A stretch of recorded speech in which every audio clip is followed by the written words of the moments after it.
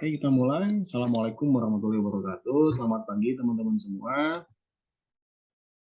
Oke, saya ucapkan terima kasih sudah bergabung di room ini. Ya, hari ini kita akan saya akan memaparkan materi tentang bahasa Belanda arsip yang pada dasarnya teman-teman sudah mempelajari di sebelumnya ya. Tentu hari ini saya akan memberikan pengantar tentang mata kuliah bahasa Belanda asing atau yang teman-teman kenal mata kuliah bahasa Belanda sumber sejarah ya. Nah, sebelum kita masuk ke perkuliahan memang saya ingin terlebih dahulu memberikan tentang ini ya, tentang capaian pembelajarannya. Jadi mata kuliah ini seperti teman-teman tahu bahwa merupakan mata kuliah lanjutan dari mata kuliah gramatika bahasa Belanda gitu ya. Jadi teman-teman di sini dipastikan memang sudah lulus dalam mata kuliah gramatika bahasa Belanda ya. Karena pada dasarnya ada sebuah keberlanjutan ya materi. Jadi jika di mata kuliah gramatika bahasa Belanda eh, dasar ya itu diajari mengenai aspek-aspek gramatikanya berkaitan dengan struktur kalimat, berkaitan juga dengan aspek-aspek linguistik yang lain ya.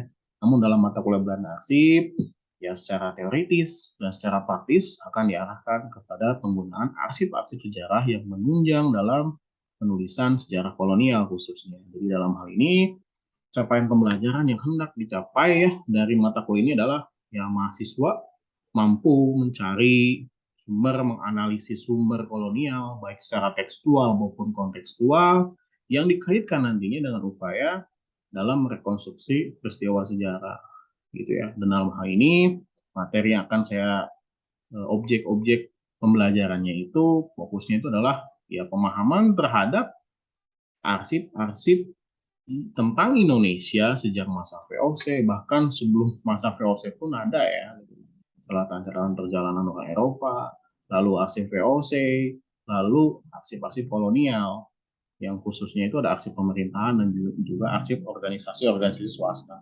Cuman memang untuk arsip VOC tidak bisa dijabarkan secara lebih lanjut ya, karena memang ini perlu sekali lagi perlu skill khusus karena bahasa Belanda yang diajarkan juga adalah bahasa Belanda pertengahan gitu, abad pertengahan gitu. Ya, selanjutnya beberapa hal yang akan kita bahas, misalkan pertama tadi tentang catatan-catatan tentang Indonesia dari para pelancong ya, dan juga catatan-catatan pemerintahan seperti di historiografer kayak Raffles, ada William Marsden ya menulis History of Sumatera, lalu juga tentang catatan-catatan yang sifatnya saintis ya, ilmu pengetahuan seperti The Malay Archipelago yang ditulis oleh Alfred Russel Wallace. Ya, selanjutnya juga kita akan mengenal sedikit demi sedikit tentang aksi pemerintahan mulai dari kolonial Husla, Stadsblad van Nederlands ini, kita juga mengenal buku-buku seperti ensiklopedia van Nederlands ini, beberapa arsip swasta yang sangat banyak di perpustakaan nasional sebetulnya yang memerlukan pengetahuan lebih detail bagaimana cara mengaksesnya gitu dan juga bagaimana cara untuk menemukan sebuah tema penelitian dari arsip-arsip ataupun dari Versla atau laporan-laporan tahunan yang cukup banyak ya tentang organisasi swasta yang ada di Perpustakaan Nasional Republik Indonesia tentunya. Nah selanjutnya eh, masalah penilaian, ya, penilaian dalam hal ini saya tekankan adalah adanya sebuah project based learning berupa teman-teman membuat sebuah tulisan populer ya yang sejatinya itu disusun berdasarkan kartu data seperti yang pernah dijelaskan sebelumnya. Jadi ada sebuah penghimpunan data-data dari sumber-sumber primer sehingga diharapkan bahwa data-data tersebut nantinya akan diakumulasikan dalam sebuah tulisan populer sejarah yang memakai sumber-sumber primer hasil pengumpulan tersebut. Ya, harapannya memang ini menjadi sebuah pembelajaran bagaimana kita mencari, menerjemahkan sumber, memanfaatkan sumber, dan hingga akhirnya bisa merekonstruksi suatu peristiwa sejarah dari sumber-sumber primer yang teman-teman dapatkan. Seperti itu. Itu eh, metode pembelajarannya paling ya metode pembelajarannya sinkronus dan asinkronus ya. Karena sinkronus dilakukan secara langsung baik tetap muka di Zoom ataupun secara asinkronus dilakukan melalui LMS gitu. Nah, Saya lanjut kepada materi yang akan dijelaskan. Tentu hari ini kita akan bicara mengenai ini ya, materi awal. Oke, sudah muncul kah? Sudah muncul ya. Ya, saya pikir ini materi yang ini ya, yang materi pengantar yang belum sempat terpaparkan di Unpad, saya pikir. Jadi pengantar ini itu saya beri judul memahami ruang lingkup aksi kolonial. Ini penting untuk dibahas agar kita tahu ke depannya seperti apa sih arsip kolonial tersebut dan apa sih jenisnya dan bagaimana sih fungsinya gitu dalam penelitian sejarah. Nah, mungkin sebelumnya saya nanya dulu ke teman-teman, apa sih yang dimaksud dengan arsip? Ya, tentu jawabannya jangan terlalu formal, yang keseharian aja. Kayak misalkan teman-teman, mungkin umum ya, dengan kata arsip, saya akan mengarsipkan dokumen saya, misalnya kalian nonton film di bioskop, lalu tiketnya itu kalian simpan. Ngomongnya itu ini untuk diarsipkan gitu. Kalau zamannya saya kan dulu arsipnya itu paling kayak surat cinta ya. Pas pacaran surat cinta itu kan selalu disimpan. Itu tujuannya untuk diarsipkan. Nah, yang saya tanyakan adalah apa sih yang dimaksud dengan arsip secara sederhana menurut pengalaman teman-teman? Enggak? Apakah ada yang mau memberikan pendapat? Pak, Enggak, Akmal, silakan. menurut saya arsip adalah sebuah dokumen yang disimpan gitu dengan bertujuan sebagai catatan atau sebagai ya disimpan aja gitu Pak. Mungkin gitu sih. Jadi disimpan ya arsip itu. Dan Yang itu lainnya secara bentuk apa? Ada yang mau jawab nggak? Bentuk arsip itu harusnya seperti apa? Secara bentuk. Bentuknya apa arsip itu? Apakah dalam bentuk kertas kah mungkin? Bentuk visual kah? Audio visual kah? Saya Pak, Mangga, Dava, silakan. kalau menurut saya untuk arsip itu bukan sekedar dokumen saja Pak, bisa berbentuk video, foto, ya, Oke. data juga bisa dengan arsip Pak. Jadi kumpulan hal-hal penting, hal-hal penting yang disimpan dengan tujuan tertentu gitu Pak. Dan hanya dokumen saja. Oke. Selanjutnya pertanyaannya, apa perbedaan arsip dan dokumen? Ini cukup gampang, tapi cukup sulit juga ya untuk melakukan menelaah perbedaannya. Ada yang bisa menjelaskan perbedaan arsip dan dokumen? Pak, Atau nggak sama apa aja? Pak. Silakan, Akmal. Kalau menurut saya kalau kalau arsip itu belum tentu dokumen. Tapi Mhm. kalau dokumen itu pasti Arsip. arsip. Oh Soalnya gitu. karena kan ada juga beberapa dokumen yang memang hanya untuk keperluan secara tempo itu aja, secara waktu itu aja gitu, nggak sampai disimpan gitu, nggak berharga. Kayak misalkan apa mungkin kayak selebaran surat undangan atau apa gitu, Mhm. bukan undangan lembaga kan, kadang ada yang ya udah yang nggak disimpan, nggak diarsipkan. Mungkin itu sih Pak, mohon maaf kalau salah. Oke, oke, oke. Yang lain, silakan. Ada lagi nggak yang mau menambahkan, Akmal? Atau sama sepertinya ya, sama-sama bingung. Oke, nggak apa-apa. Coba kita ini ya, telaah dulu dari penjelasan selanjutnya. Ini sebetulnya penjelasan tentang arsip ya. Saya dulu pernah memberikan bahan bacaan dari Bu Mona Wahanda ya, bahwa ya kita bisa baca di bab 1 bahwa beliau memberikan penjelasan bahwa arsip tercipta oleh adanya transaksi kegiatan masyarakat modern.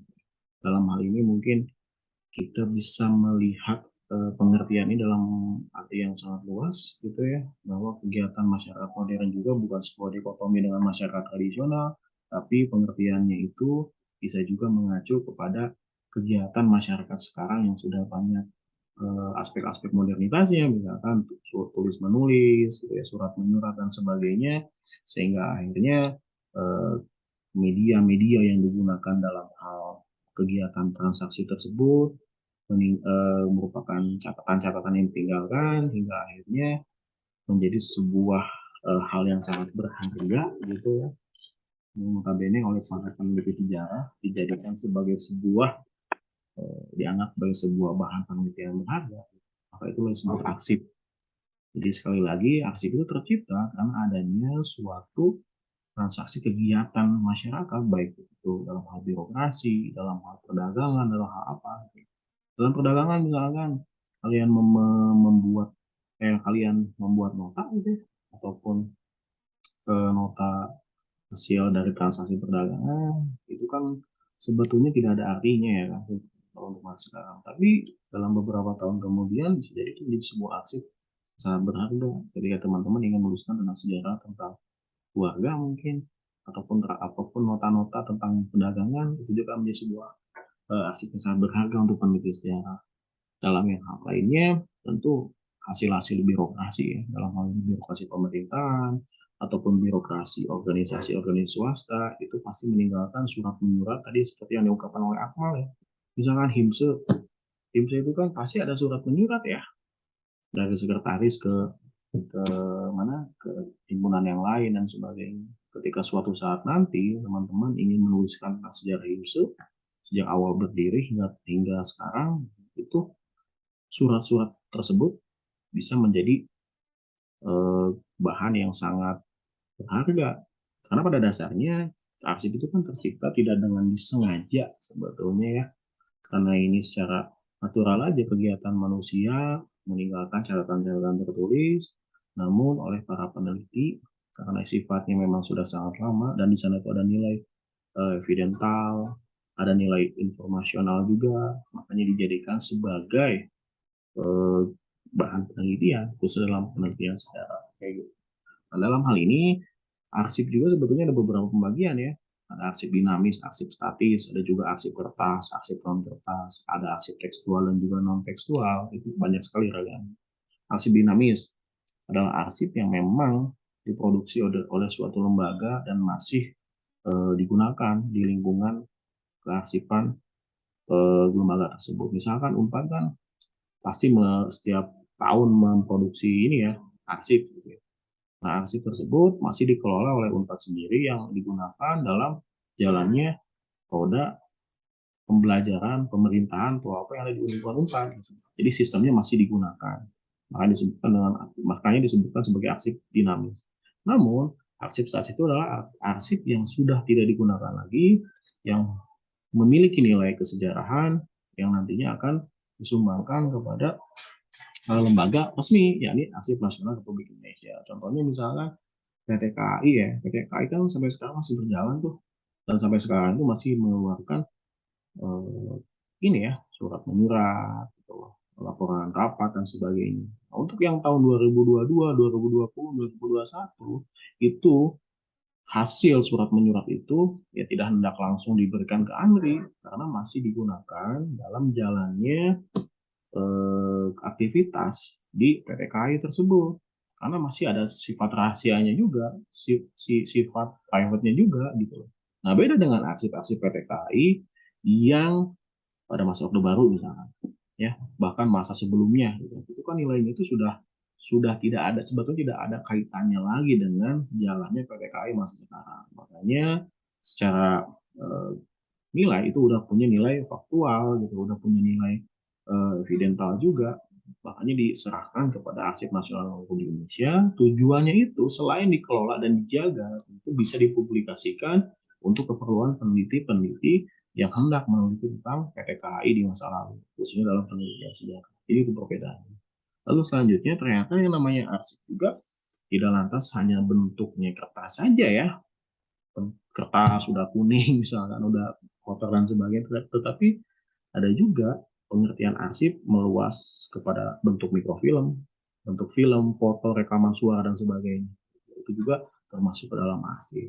Jadi arsip itu sekali lagi tidak hanya berdasarkan ini ya bentuknya kertas, tapi juga ada arsip tekstual dan juga arsip non tekstual. Jadi dalam hal ini juga kita bisa melihat bahwa video, foto, poster, peta juga termasuk dalam arsip. Teman-teman mungkin pernah melihat ya pas pembelajaran materi dari masa pendudukan Jepang, kan ada poster-poster propaganda tuh ya, posternya itu udah termasuk arsip. Peta-peta yang diproduksi masa kolonial juga itu termasuk arsip, termasuk video-video propaganda yang pernah teman-teman lihat gitu, itu juga termasuk arsip. Jadi dalam hal ini arsip sekali lagi tidak pantas berbicara mengenai kertas saja, tapi hal-hal yang bentuknya lain. Soalnya tadi ketika pertanyaan dokumen dan arsip juga bingung juga ya untuk menjelaskannya, karena pada dasarnya juga dokumen itu punya makna yang atau punya arti yang luas juga. Ada dokumen dalam arti sempit, ada dokumen dalam arti luas. Kalau dokumen dalam arti luas itu mencakup semua sumber sejarah, kalau dikaitkan dengan buku sejarah ya, mencakup semua sumber sejarah baik tertulis non tertulis gitu ya. Tertulis, media bendanya juga masuk, gitu, itu masuk dokumen. Tapi secara sempit dokumen diartikan sebagai yang tertulis aja, dan salah satunya adalah arsip. Kayak gitu ya. Jadi sekali lagi seperti yang diungkapkan oleh Akmal, tidak semua tidak semua arsip adalah dokumen, dan tidak semua dokumen adalah arsip. Gimana? Tidak semua arsip adalah Ya semua, bukan Pak, tidak semua dokumen adalah arsip, arsip. tapi kalau arsip pasti dokumen. Nah, oke. Dalam hal ini karena memang arsip punya pembatasan khusus bahwa memang ini diproduksi dalam lingkup birokrasi ya, pemerintahan juga gitu, atau birokrasi organisasi swasta misalnya gitu. Jadi bisa dipahami bahwa sekali lagi karena memang dalam ilmu sejarah itu lebih lazim ya menyebutkan sumber sejarah gitu daripada dokumen sejarah. Makanya salah satu sumber sejarah itu rincian itu adalah salah satunya adalah arsip. Arsip juga dibagi lagi, ada arsip swasta, ada arsip pemerintahan gitu ya. Jadi bermacam-macam. Oke, kita lanjutkan. Nah ini secara konseptual juga bahwa Anwar Stoller ya, dalam bukunya Along the Arsip Way dia bilang bahwa ya sebetulnya memahami arsip itu adalah bisa jadi memahami sebuah kekuasaan. Dia juga mengutip salah satu peneliti arsip, Arsil Membe, bahwa kalau melihat arsip, tumbukan arsip, kita seakan melihat sebuah bangunan yang di dalamnya itu kita bisa memahami bahwa itulah organ kekuasaan. Contoh kecilnya, misalkan kita teman-teman ya pergi ke Arsip Nasional Republik Indonesia, kalian mendapatkan setumpuk arsip atau berbagai bundel gitu arsip masa Orde Baru, misalnya Departemen Pendidikan misalnya. Nah di sana banyak sekali informasi tentang pengadaan sekolah, misalkan SD Impres tentang wajar 9 tahun. Nah di sana teman-teman bisa melihat bahwa inilah bangunan ya atau visi Orde Baru yang hendak dijalankan. Makanya bisa jadi ada simpulan atau tanggapan dari teman-teman ternyata Orde Baru itu sangat mementingkan tentang aspek pendidikan. Jadi seperti itu ya. Nah, tanpa arsip sebetulnya kita tidak bisa melihat tendensi dari kekuasaan itu seperti apa. Tanpa mempelajari arsip kita tidak bisa tahu bahwa Orde Baru itu punya tendensi khusus terhadap pendidikan, punya tendensi yang lain terhadap bidang yang lain juga. Jadi pentingnya memahami sebuah kekuasaan adalah mempelajari bangunannya itu ya, yakni arsip-arsip itu sendiri. Itulah pentingnya arsip dalam penelitian sejarah secara khusus. Nah selanjutnya secara dalam sebagai sumber sejarah, sekali lagi karena ada sebuah jargon ya yang tidak bisa lepas dari ilmu sejarah, no document no history ya. Kalian pasti tahu ya diungkapkan oleh siapa ini? Masih ingat kah? Masih ingat kah? Aduh, oke, kalau lupa nggak apa-apa ya. Tapi yang jelas sekali lagi bahwa dalam arti tersebut itu punya nilai informasi dan juga nilai bukti ya atau faktual, ada nilai faktualnya di sana. Tentu kalau kita mengkaji tentang metode sejarah harus ada korelaborasi juga membandingkan satu sumber dengan sumber yang lain. Tapi bahwa dalam ilmu sejarah kita tahu bahwa yang namanya arsip itu memiliki nilai tinggi ya sebagai sumber sezaman ya, sumber yang primer sezaman dan sumber primer kuat gitu dan juga sezaman dibandingkan dengan sumber-sumber sifatnya sekunder. Nah, di sini dalam hal pembagiannya tentu arsip ada relasinya dengan power kekuasaan, state, tentang negara, tentang nation, bahkan tentang societies atau organisasi-organisasi kemasyarakatan. Karena pada dasarnya semua hal ini, baik itu negara ataupun masyarakat dalam organisasi atau apa pasti meninggalkan arsip. Ya, nah ini yang menjadi penting. Dalam mempelajari arsip tentu kita harus tahu behind the scene bagaimana arsip itu diproduksi. Karena ini penting khususnya untuk peneliti sejarah agar kita tahu arsip tersebut ada di mana. Ya, contohnya kayak gini. Ketika misalkan Akmal nih atau Alvina ingin meneliti tentang PT KAI atau tentang kehutanan misalkan ya. Tema penelitian tersebut kan tidak ujuk-ujuk langsung ada ya, tapi harus nyari dulu sumber kan. Nah, pertanyaannya nyari sumbernya di mana? Oke lah, kejawab di Perpustakaan Nasional Republik Indonesia. Nah, setelah ke sana, mau kemana dulu? Kan bingung juga, mau nyari arsip apa dulu kan bingung. Nah, dalam hal ini pengetahuan tentang sejarah dari Departemen Kehutanan itu sendiri, ini menjadi sangat penting. Ya, misal saya ingin meneliti tentang konservasi alam ya contohnya. Saya tidak tahu bahwa konservasi alam itu mungkin bisa jadi ya anggapan saya itu dikelola oleh Departemen Kehutanan. Setelah saya mengkaji tentang arsip-arsip Departemen Kehutanan, ternyata tidak ada di sana.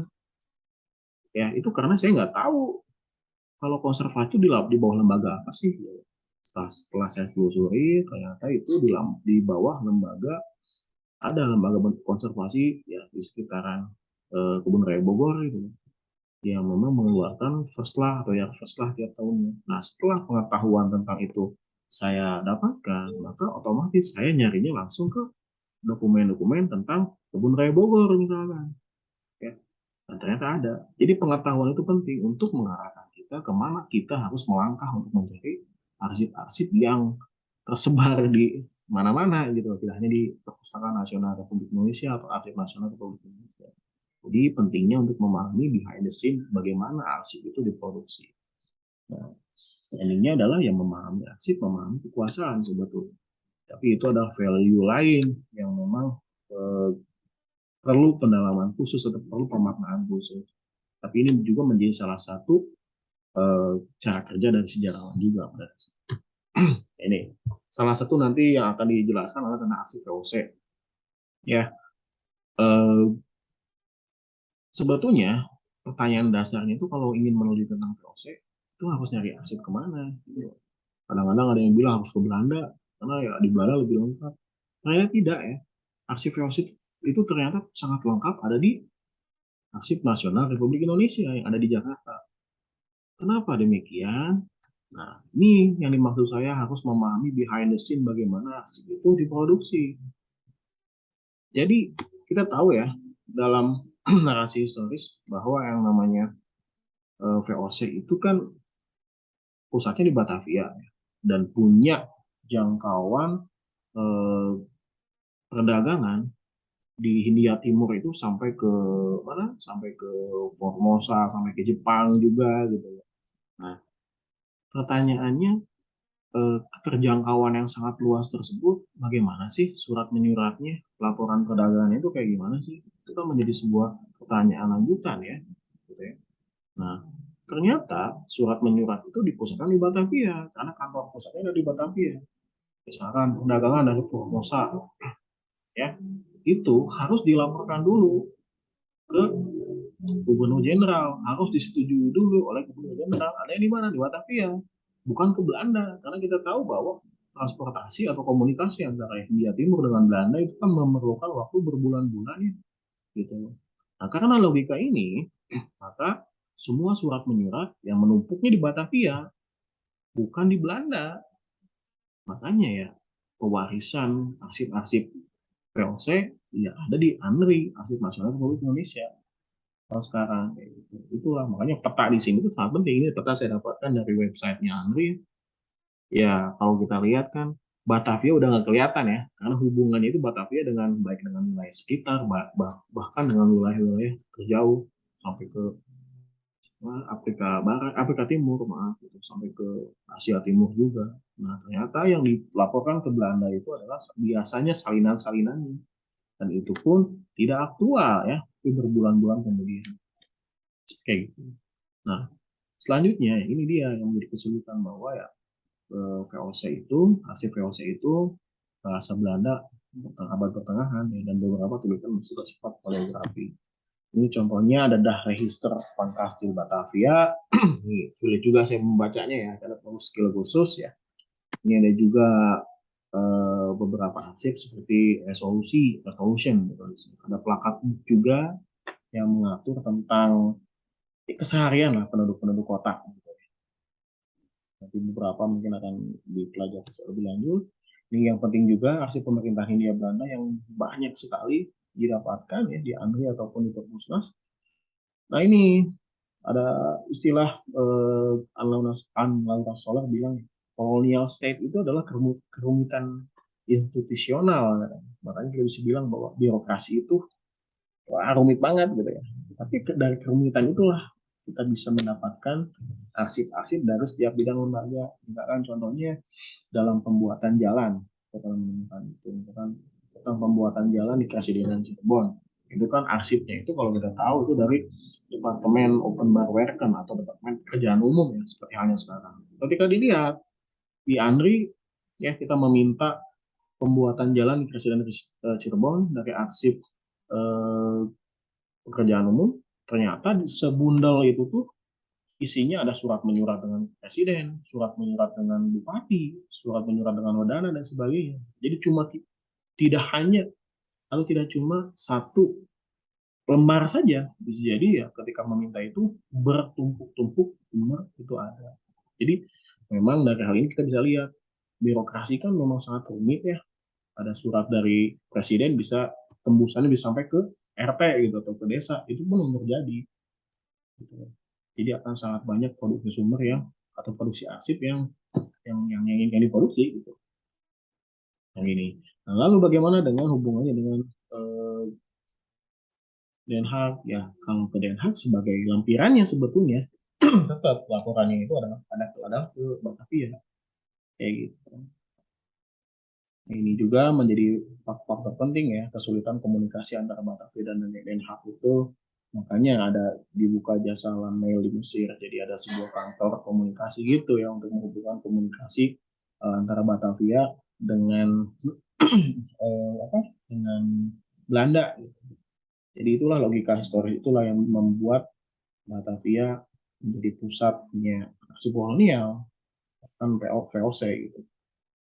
Makanya ya pembukaan terusan Suez, kemudian membuat adanya rutinitas pengiriman mail raporten ya, semacam juga ringkasan yang terjadi yang dilakukan di Hindia Belanda. Tetap yang dikirim ke Belanda adalah ringkasannya, lengkapnya itu ya di sini gitu di Hindia Belanda. Oke, selanjutnya ini ya teman-teman sudah tahu kolonial first lah ya. Ada initial first lah, kolonial first lah, salah satu dokumen kolonial yang memuat tentang segala aktivitas baik dalam hukum, perdagangan, militer, pertanian, perkebunan ya ini dibundel ataupun dikumpulkan dalam satu tahun gitu ya, kolonial pasal dan inisial Islam. Ini juga sesuai Netherlands ini tentu keputusan-keputusan dari Gubernur Jenderal baik dalam bentuk slate ya ataupun dalam ordonansi undang-undang ini ada di sini. Teman-teman nanti jika ingin menuliskan tentang mencari tentang aturan-aturan kolonial bisa melihat di sebuah Netherlands ini. Lalu juga ini juga udah pernah tahu ya, udah pernah mendapatkan dokumen ini Memory van Overhavel, surat pertanggungjawaban dari presiden yang menyelesaikan jabatannya bisa jadi pensiun, bisa jadi dipindah tugaskan. Meskipun ini tradisi sebetulnya tidak wajib ya, tapi ya ada kesan bahwa presiden ini ya harus membagus-baguskan gitu ya, membagus-baguskan apa yang dia kerjakan. Ya, tujuannya untuk apa ya? Untuk diserahkan kepada presiden selanjutnya memberi gambaran ya kita juga tidak bisa bilang bahwa ini bagus-bagusin ya, kolaborasi itu tujuan di sana membandingkan dengan fakta-fakta yang lain. Terakhir yang amanat juga ini penting untuk teman-teman pahami bahwa ada dua jilid sebetulnya yang tentang Reharing Almanat ini itu. Yang pertama adalah ada tentang personalia ya, tentang struktur pegawai-pegawai di seluruh unit departemen kepegawaian Hindia Belanda. Jadi kalau ingin mencari orang, ya bisa dilihat di Reharing Almanat. Nah, yang selanjutnya itu, jilid selanjutnya itu ya tentang ini, datanya itu, data tentang kepangkatan, pengangkatan, dan sebagainya itu ada di Reharing Almanat. Dan juga beberapa hal yang dikerjakan di setiap departemennya. Nah, ini di Bandung dekat nih, Stadsbad. Itu bisa didapatkan di Stadsbad dan Reharing Almanat itu bisa kalian mencarinya di perpustakaan TNI AD. Itu ada contoh-contoh di Jalan Kalimantan. Ini Foxlink, jika teman-teman ingin mencari statistik tentang kependudukan, maka ada di Foxlink. Sensus ya, sensus kependudukan tahun 1930. Isinya berupa statistik sebetulnya ya.